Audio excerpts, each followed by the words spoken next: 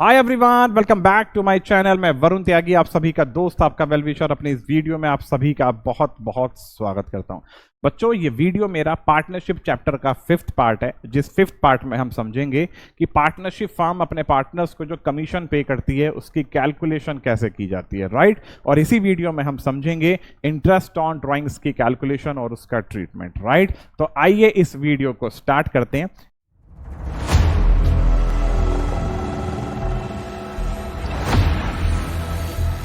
में स्टार्टिंग में मैं आपको जो बातें समझाना चाह रहा हूं, कमीशन की कैलकुलेशन और आईओडी की कैलकुलेशन से पहले कुछ हल्की फुल्की सी बेसिक बातों की तरफ को भी आप ध्यान दो। मैंने आपको समझाया था कि इंटरेस्ट ऑन कैपिटल का जो हम ट्रीटमेंट करते थे, आईओसी को कैलकुलेट करने का क्या तरीका था। ओपनिंग कैपिटल की मल्टीप्लाई करते थे रेट ऑफ इंटरेस्ट से और टाइम पीरियड से, राइट। अगर ओपनिंग कैपिटल क्वेश्चन में गिवन नहीं होती थी तो फिक्स कैपिटल अकाउंट मेथड के केस में ओपनिंग कैपिटल को निकालने का क्या फॉर्मूला था, क्लोजिंग कैपिटल में कैपिटल विड्रॉल को ऐड किया जाता था और एडिशनल कैपिटल कंट्रीब्यूट को माइनस किया जाता था, राइट। लेकिन अगर यही फ्लक्चुएटिंग कैपिटल अकाउंट मेथड होगा तो क्लोजिंग कैपिटल में ड्राइंग्स को ऐड किया जाएगा, इंटरेस्ट ऑन ड्राइंग्स को ऐड किया जाएगा, शेयर ऑफ लॉसेस को ऐड किया जाएगा, एडिशनल कैपिटल कंट्रीब्यूट को माइनस किया जाएगा, पार्टनर्स की सैलरीज और शेयर ऑफ प्रॉफिट को माइनस किया जाएगा, राइट। इन सब चीजों को माइनस किया जाता है, हमेशा याद रखना ओपनिंग कैपिटल को कैलकुलेट करते वक्त। आगे चलते हैं।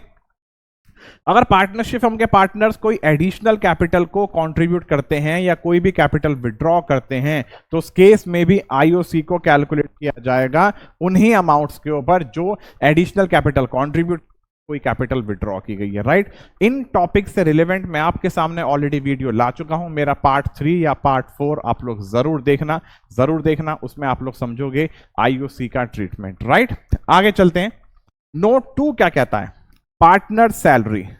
ध्यान से मेरी बातें सुनना कि आप profit and loss appropriation account में पार्टनर्स की सैलरी जो रिकॉर्ड करते हो वो सैलरी हमेशा एनुअल सैलरी आएगी, राइट। एनुअल का मतलब मैंने आपसे इसलिए बोला कि अगर आपके सामने क्वेश्चन में साफ साफ मेंशन है कि आपके सामने ओपनिंग कैपिटल 1 अप्रैल की मेंशन है या कोई भी बिजनेस स्टार्ट हो रहा है 1 अप्रैल को, तो आप अकाउंटिंग पूरे साल भर की करोगे तो आपको सैलरी की रिक्वायरमेंट होगी पूरे के पूरे एनुअल अमाउंट की। तो अगर आपके पास में मंथली अमाउंट गिवन है तो उस मंथली अमाउंट की मल्टीप्लाई कर देना 12 से, अगर क्वार्टरली अमाउंट गिवन है तो मल्टीप्लाई कर देना 4 से, और अगर हाफ ईयरली अमाउंट गिवन है यानी कि 6 महीनों का अमाउंट पहले से गिवन है फर्दर और 6 महीनों का अमाउंट कैलकुलेट करना है तो जो 6 मंथ का अमाउंट गिवन है उस 6 मंथ के अमाउंट की मल्टीप्लाई कर देना 2 से, आपके सामने एनुअल सैलरीज आ जाएगी, राइट। तो सैलरी का भी ट्रीटमेंट कैसे कैसे करते हैं आप जान ही चुके हो।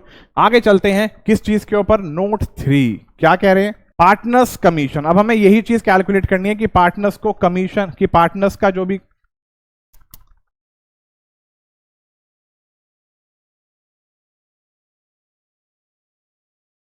अब हमें यही चीज कैलकुलेट करनी है कि पार्टनर्स का जो कमीशन होता है, कमीशन कैसे कैसे कैलकुलेट किया जाता है, राइट।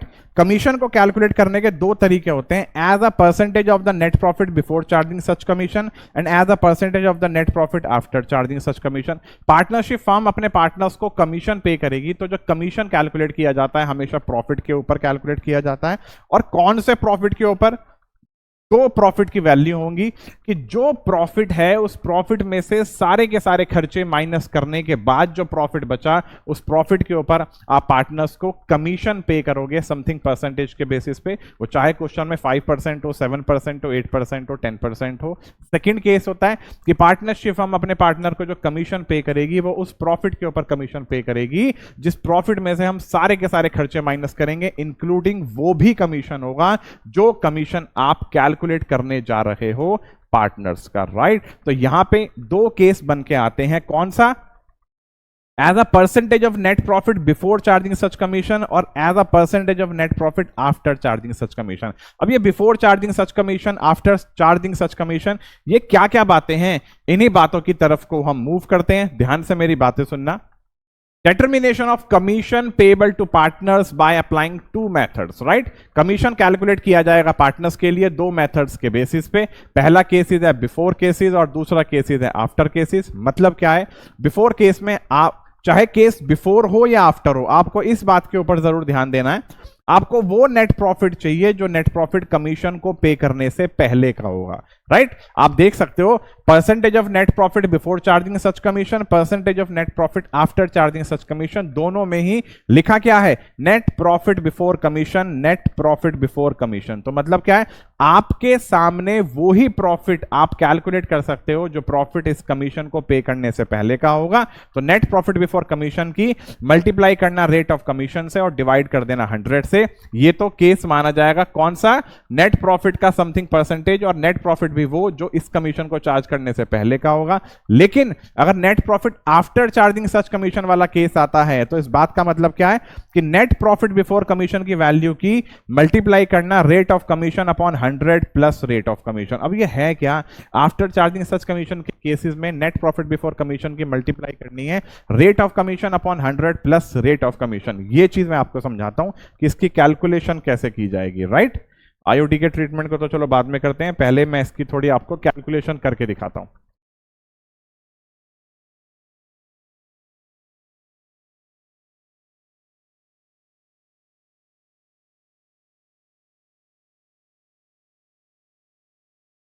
मान लो ये हम profit and loss appropriation account maintain कर रहे हैं।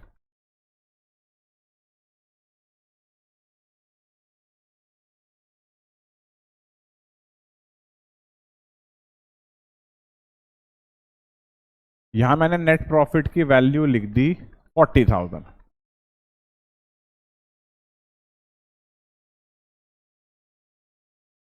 यहां मैंने डेबिट साइड में आईओसी की वैल्यू लिख दी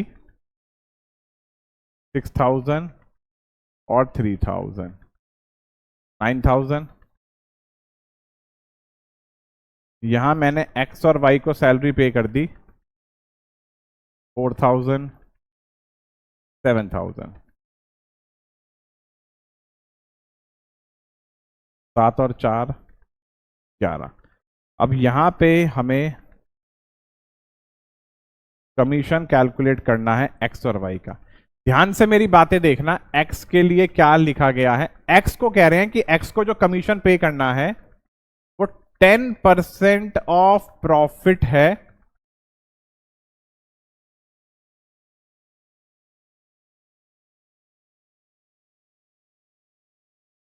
10% of profit after charging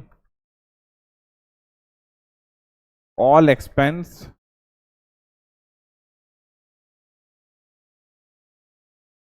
but before charging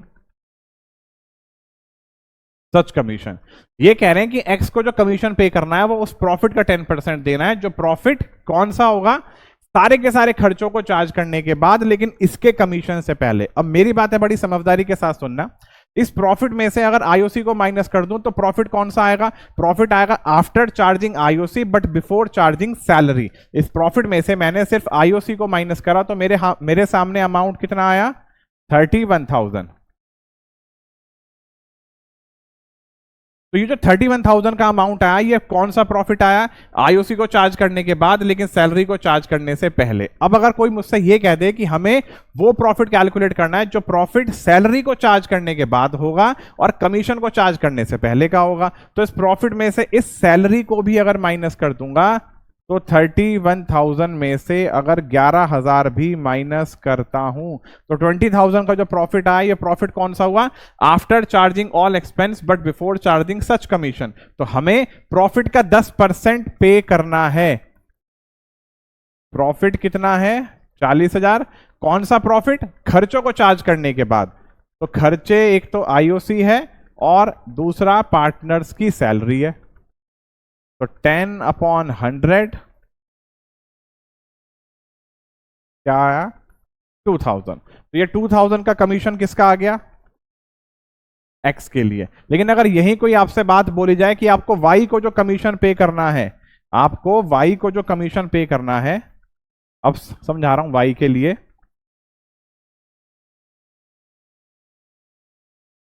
commission payable to Y,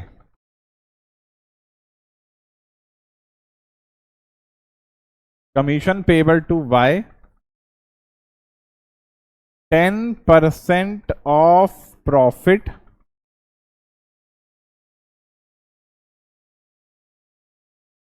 after charging all expense including such commission. Y को जो कमीशन पे करना है वो कौन से प्रॉफिट का 10% पे करना है? जो प्रॉफिट कौन सा होगा?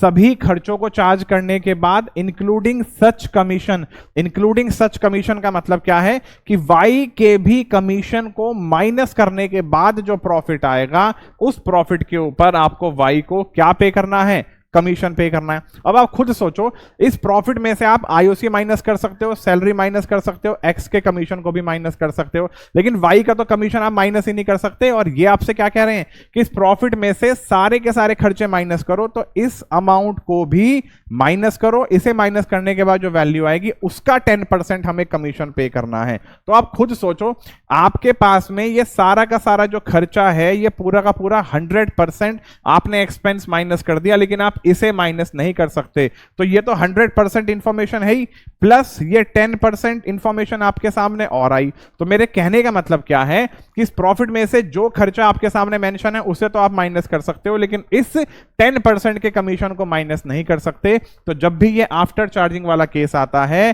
तो उस केस में कैलकुलेशन को कैसे किया जाता है ध्यान से देखना।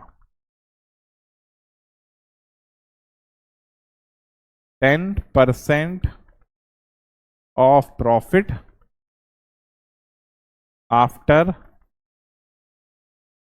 all expense including by commission. तो इसका मतलब क्या है? 10 के नीचे 100 प्लस रेट ऑफ कमीशन को जोड़ देना। 100 plus rate of commission into profit कितना था? 40,000 में से माइनस करेंगे कितना अमाउंट? 9,000 माइनस 11,000 माइनस एक्स का भी कमीशन आया कितना? 2,000, राइट। तो 10/110 और इसका आंसर कितना आया? ये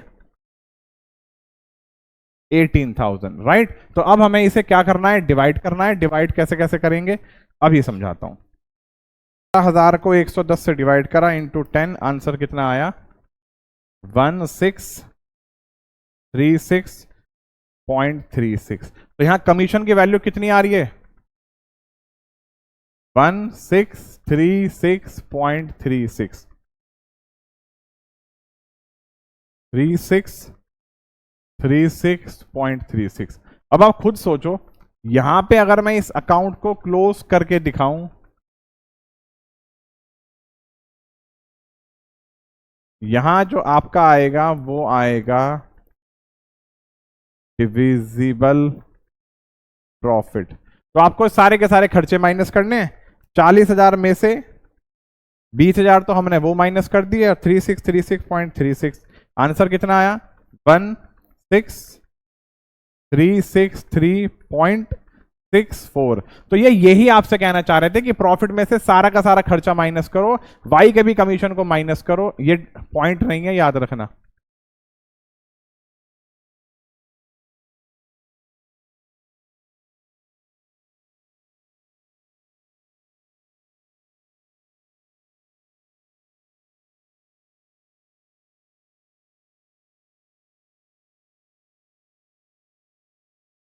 ठीक, तो ये आपसे यही कहना चाह रहे थे कि प्रॉफिट में से ये सारा का सारा खर्चा माइनस करो, इवन वाई का भी कमीशन माइनस करो। जो आंसर आएगा ये वाला, इसका 10% पे करना है। तो आप खुद देखो 1636.3.64 का 10% यही आएगा।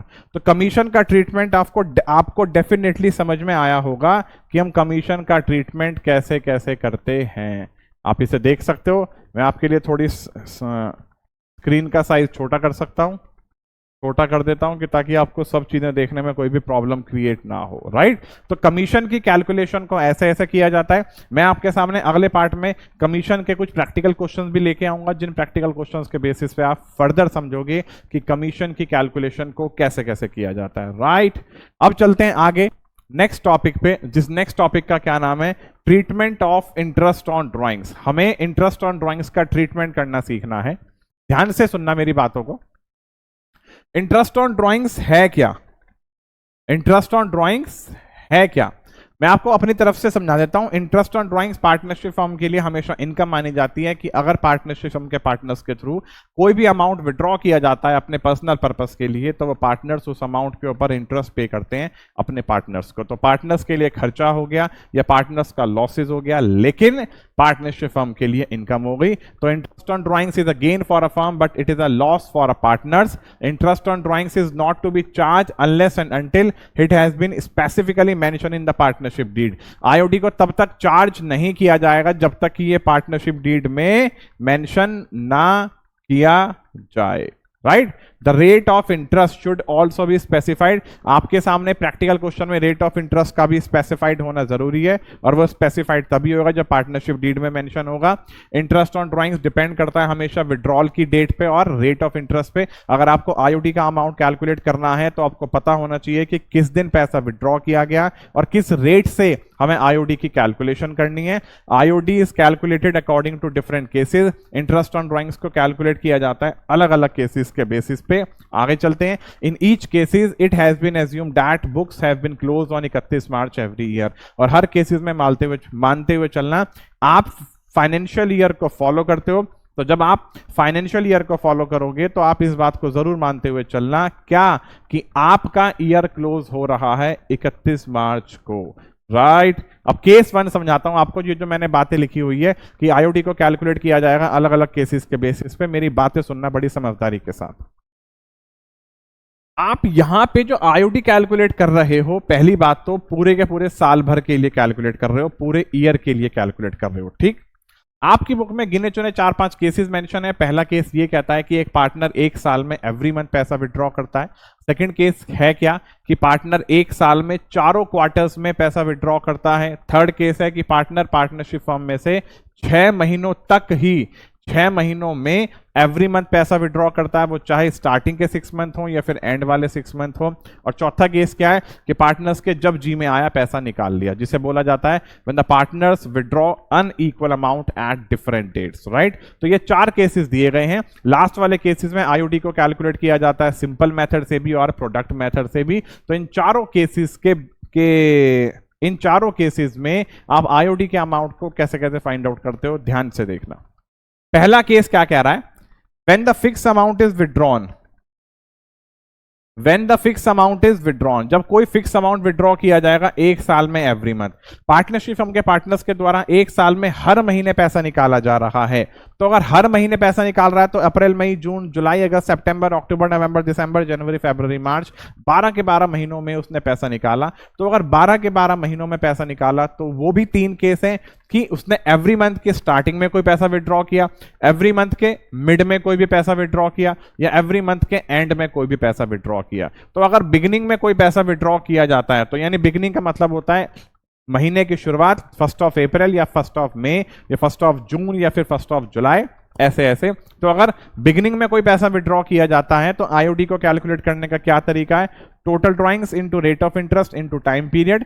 टोटल ड्राइंग्स का मतलब क्या है, जो आपके सामने मंथली अमाउंट है, मंथली अमाउंट की 12 से मल्टीप्लाई कर देना, टोटल ड्राइंग्स आ जाएगा। रेट ऑफ इंटरेस्ट क्वेश्चन में गिवन होगा ही होगा, इनटू करनी है किससे, 6.5/12। अब ये 6.5/12 कैसे आया, ये टाइम पीरियड होता है, इसे अभी इसी वीडियो में समझाऊंगा कि ये 6.5 आया कैसे, ठीक। अगर मिडिल के केस में अगर कोई पार्टनर एवरी मंथ पैसा विड्रॉ करता है हर महीने के बीच में, दैट मीन 15 अप्रैल को, 15 मई को, 15 जून को, 15 जुलाई को, तो मार्च तक 15 मार्च तक वो एवरी मंथ पैसा विड्रॉ करता जा रहा है, लेकिन हर महीने के मिड में कोई पर्सन पैसा विड्रॉ करता है तो टाइम पीरियड लिया जाता है 6/12। और अगर एंड में कोई पर्सन पैसा विड्रॉ करता है, April end, May end, June end, July end, even March end तक वो पैसा निकालता जा रहा है, तो टाइम पीरियड लिया जाता है 5.5/12। TD into rate of interest similar होगा। क्वेश्चन में मंथली अमाउंट गिवन होगा तो मंथली अमाउंट की इंटू कर देना 12 से। कभी कभी आपके सामने क्वेश्चन में ऐसा होता है amount during the year, amount withdrawal during the year, during the year आ जाता है तो उस केस में याद रखना आपके सामने पहले से ही पूरे के पूरे ईयर का अमाउंट मेंशन है, तो उस केस में आपको 12 से मल्टीप्लाई करने की कोई भी जरूरत नहीं है। तो क्वेश्चन को बड़ी समझदारी के साथ पढ़ना, अगर मंथली अमाउंट गिवन होगा तो ही 12 से मल्टीप्लाई करना, राइट। तो ये तो पहला केस था। दूसरे केस में चलते हैं, जब कोई फिक्स अमाउंट विड्रॉ किया जाता है एक साल में एवरी क्वार्टर, अगर एवरी क्वार्टर में कोई पैसा विड्रॉ किया जाता है तो एक साल में 4 क्वार्टर होते हैं। पहला क्वार्टर होता है अप्रैल मई जून, सेकंड क्वार्टर होता है जुलाई जुलाई अगस्त सितंबर, थर्ड क्वार्टर होता है अक्टूबर से लेकर दिसंबर, फोर्थ क्वार्टर होता है जनवरी से लेकर मार्च, राइट। तो हर क्वार्टर 3-3 महीनों का होता है। अगर एक पर्सन चारों क्वार्टर में पैसा निकालता है तो चारों क्वार्टर की अगर स्टार्टिंग में कोई पर्सन पैसा विड्रॉ करता है तो स्टार्टिंग का मतलब क्या है, अप्रैल की स्टार्टिंग, अप्रैल में जून गया, उसके बाद जुलाई की स्टार्टिंग, जुलाई अगस्त सितंबर गया, उसके बाद अक्टूबर की स्टार्टिंग, तो उसने चारों क्वार्टर की स्टार्टिंग में कोई पैसा विड्रॉ किया। तो आईओडी को निकालने का क्या तरीका है, total drawings into rate of interest into time period. यहां टाइम पीरियड लिया जाएगा 7.5/12। ये 7.5 कैसे आता है अभी समझाऊंगा। मिड में अगर कोई पैसा विड्रॉ किया जाता है तो पहले क्वार्टर का मिड क्या होगा, अप्रैल मई जून, यानी मई का मिड यानी 15 मई। सेकंड क्वार्टर की स्टार्टिंग कब होती है, जुलाई से, तो यानी जुलाई अगस्त सितंबर, अगस्त का मिड यानी 15 अगस्त, राइट। थर्ड क्वार्टर की स्टार्टिंग होती है अक्टूबर से, तो अक्टूबर नवंबर दिसंबर, नवंबर का मिड। तो इस केस में अगर एक पर्सन मिड क्वार्टर में कोई पैसा विड्रॉ करता है तो आईओडी को कैलकुलेट करने का क्या तरीका होगा, 6/12 कर देना। और अगर एंड में कोई पैसा विड्रॉ करता है अप्रैल में जून यानी कि जून का एंड, जुलाई अगस्त सितंबर यानी सितंबर के एंड में, या अक्टूबर नवंबर दिसंबर यानी दिसंबर के एंड में, या जनवरी फरवरी मार्च यानी मार्च के एंड में, तो अगर एक पर्सन इन सभी क्वार्टर्स के एंड में कोई पैसा विड्रॉ करता है तो टाइम पीरियड लिया जाएगा 4.5/12। टोटल ड्रॉइंग्स को कैलकुलेट करने का इजी सा तरीका है, जो अमाउंट विड्रॉ किया गया इंटू 4, जो भी अमाउंट विड्रॉल है उसकी मल्टीप्लाई कर देना 4 से। केस थर्ड क्या कहता है, जब कोई फिक्स अमाउंट विड्रॉ किया जाता है every month in a 6 month, हर 6 महीनों में हर महीने कोई पैसा विड्रॉ किया जा रहा है। ध्यान से देखना, 6 महीनों में एवरी मंथ पैसा विड्रॉ किया जा रहा है। 6 महीनों का मतलब क्या है, अप्रैल में जून जुलाई अगस्त सितंबर, राइट। सितंबर एंड तक उसने हर महीने पैसा विड्रॉ किया, अप्रैल में भी, मई में भी, जून जुलाई अगस्त सितंबर तक एक पर्सन हर महीने पैसा निकालता चला गया। तो उस केस में कैसे कैसे करोगे, total drawings into rate of interest into 4.5/12, right. यहां 3.5 आएगा, ठीक है। ये 4.5 नहीं होता, ये 4.5 गलत है, यहां 3.5 आएगा। तो यानी कि उस केस में अगर एवरी मंथ के बिगिनिंग में कोई पैसा विड्रॉ किया जाता है तो 3.5/12 लिया जाता है, मिड में अगर कोई पैसा विड्रॉ किया जाता है तो 3/12 लिया जाता है, और एंड में कोई पैसा विड्रॉ किया जाता है तो 2.5/12 लिया जाता है, राइट। तो एवरी मंथ इन 6 मंथ में टोटल ड्रॉइंग्स को निकालने का क्या तरीका है, मंथली विड्रॉल जो आपने किया है उसकी मल्टीप्लाई कर देना 6 से, तो आपके सामने टोटल कंप्लीट अमाउंट आ जाएगा। यहां तक की बात क्लियर हो गई, पक्का। अब आगे चलते हैं, ये 3 केस मैंने आपको समझा दिए जो आपकी बुक में साफ साफ मेंशन है। केस फोर्थ क्या कहता है, when the unequal amount is withdrawn at different date, जब कोई भी अनइक्वल अमाउंट अलग अलग डेट पे विड्रॉ किया जाता है तो उस केस में आईओडी को कैलकुलेट करने के 2 मेथड हैं, सिंपल मेथड और प्रोडक्ट मेथड। सिंपल मेथड में क्या है, इस टेबल को ध्यान से दिमाग में बिठा लेना, बहुत ईजी है। पहले तो आ जाएगी डेट, उसके बाद अमाउंट, उसके बाद number of months two year and, उसके बाद डायरेक्टली आईओडी। मान लो जून में कोई पैसा विड्रॉ किया गया, 1 जून को कोई पैसा विड्रॉ किया गया, तो यहां तो डेट आ जाएगी 1 जून, जितना पैसा विड्रॉ किया गया यहां अमाउंट आ जाएगा। अब 1 जून से लेकर 31 मार्च तक का टाइम कितना हो गया, 1 जून से पहले वाले महीने 12 से माइनस कर दो, अप्रैल और मई, तो यानी कि 2 महीनों को 12 से माइनस करा, यहां कितना आ गया 10। 1 सितंबर को अगर कोई पैसा विड्रॉ किया गया तो सितंबर से पहले तक के महीने हटा दो, तो यानी अप्रैल मई जून जुलाई अगस्त, तो 5 महीने हटा दिए, तो 12 में से 5 गए 7। 1 नवंबर को अगर कोई पैसा विड्रॉ किया, अब यानी नवंबर दिसंबर जनवरी फरवरी मार्च, सीधा सीधा 5 महीने आ गए। 1 जनवरी को कोई पैसा विड्रॉ किया तो यहां 3 महीने आ गए। तो तुम्हें कुछ नहीं करना, amount into months upon 12 into rate of interest, तो amount into rate of interest into 10/12, amount into rate of interest into 7/12, amount into rate of interest into 5/12, amount into rate of interest into 3/12, right. तो ये simple method है। Simple method में क्या है कि आपको हर एक मंथ्स के लिए अलग अलग सेपरेटली कैलकुलेट करना होगा, लेकिन जो प्रोडक्ट मेथड होता है, प्रोडक्ट मेथड को कैलकुलेट करने का और भी आसान है। प्रोडक्ट मेथड के बेसिस पे आईओडी को निकालने का तरीका और भी इजी है। कैसे, यही जून सितंबर नवंबर जनवरी वाली मैंने डेट ले ली, ये 10,753 कैसे आया आप जानते हो, आपको कुछ नहीं करना, बस इनकी मल्टीप्लीकेशन कर देनी है, ठीक, इनकी मल्टीप्लीकेशन कर देनी है। तो अमाउंट की 10 से इंटू अमाउंट की 7 से, अमाउंट की 5 से, अमाउंट की 3 से, जो भी अमाउंट आएगा इन सब का क्या कर दोगे, टोटल। जो भी फिगर आएगी उसका आपने टोटल कर दिया, तो होगा क्या, टोटल ऑफ प्रोडक्ट का मतलब टोटल ड्राइंग्स की मल्टीप्लाई करना रेट ऑफ इंटरेस्ट से इंटू 1/12। तो जितना भी इनका प्रोडक्ट का अमाउंट आएगा या प्रोडक्ट का समेशन आएगा, उस समेशन की मल्टीप्लाई करना रेट ऑफ इंटरेस्ट से इंटू 1/12, राइट। अगर विड्रॉल की डेट गिवन ना हो क्वेश्चन में, तो उस केस में आईओडी को कैलकुलेट किया जाता है 6 मंथ के लिए, हमेशा याद रखना। अगर क्वेश्चन में डेट ऑफ विड्रॉल गिवन ना हो तो आईओडी 6 मंथ के लिए कैलकुलेट की जाएगी, राइट।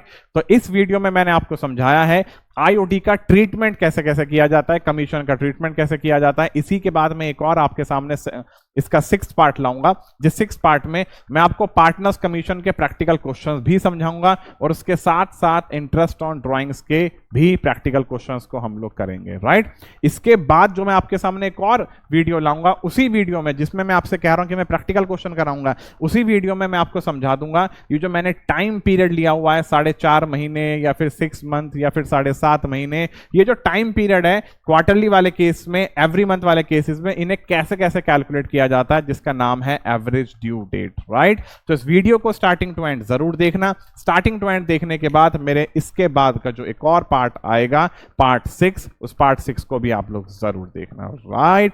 तो जिसने भी मेरा चैनल अभी तक सब्सक्राइब नहीं करा, प्लीज प्लीज प्लीज मेरा चैनल सब्सक्राइब कर लेना। और अगली वीडियो में मैं आपके सामने जो भी प्रैक्टिकल क्वेश्चन लाऊंगा, इतना याद रखना, वो धाकड़ से लेकर धाकड़ प्रैक्टिकल क्वेश्चंस होंगे। तो उन वीडियोस को जरूर देखना। उस टाइप के ही प्रैक्टिकल क्वेश्चंस आपके स्कूल्स में जो एग्जाम्स होते हैं, उन एग्जाम्स में इसी टाइप के ही प्रैक्टिकल क्वेश्चंस के आने के 99% चांस होते हैं। इवन सीबीएसई बोर्ड्स में भी उसी टाइप के प्रैक्टिकल क्वेश्चंस आएंगे, जिस टाइप के प्रैक्टिकल क्वेश्चन मैं अपनी वीडियो में समझाऊंगा, राइट। तो मेरी वीडियो को स्टार्टिंग टू एंड जरूर देखना, राइट। तो मिलता हूं बहुत जल्द एक और नई वीडियो के साथ। Thanks for watching and keep watching. Good bye.